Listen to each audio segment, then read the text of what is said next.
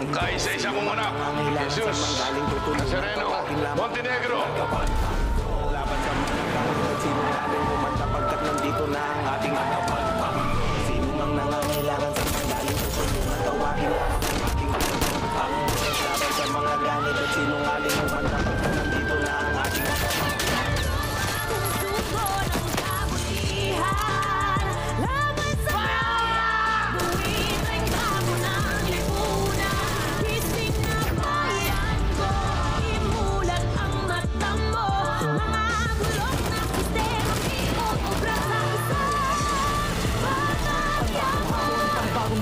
Ang nakaatang sa balikat ng aking tagapagtanggol ng bayan, papaguin ng maling sistema ang nakasanayan upang ang mga kababayan ay may ayos ang kalagayan sa kamay ng mga buhayan, sa mga tiwaling pinuno. Jesus Nazareno ang magliligtas sa bagong sugo. Batas ng Batang Quiapo ay muli nang ipatutupad na may mabuting puso na hindi makikipag.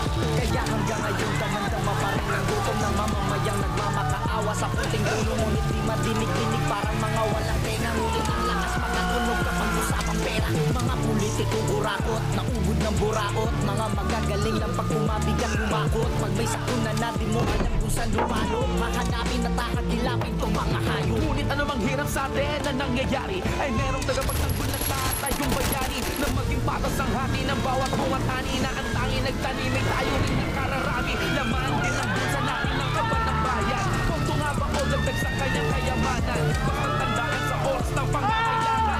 Dapat sa tanggol na tumakbo bilang mayor.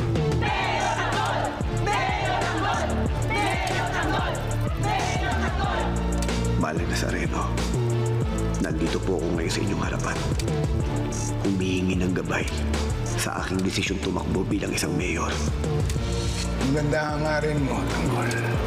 Nakikita ko sa isip at puso mo at bukal ito na tumulong sa mga mahirap. May Batang Quiapo, gigiban sa panahon pa tayo ay mag-isip. Marasal sa bibig natin, kailangan na natin natisip. Natanggalin ang nagpapanilan sa ating pagkakapirang mga tinig natin. Dinigyan kung ating magsasabay-sabay sa halay natin. May mahusay at sang tunay na gabay. Kanyang pakay ay galisik, abang niya'y walang humbay. Bawat santay sinasa buhay at inaalay sa inyo ang bumatay at bumatay dahil sa iyo. Sino mang nangangailangan, saan mang galing tutulungan, tawagin lamang ang ating tagapagtanggol. Laban sa mga ganit at sinungaling kumanta pagkat nandito na ang ating tagapagtanggol. Sino mang nangangailangan, saan mang galing tutulungan, tawagin lamang ang ating tagapagtanggol. Laban sa mga ganit at sinungaling kumanta pagkat nandito na ang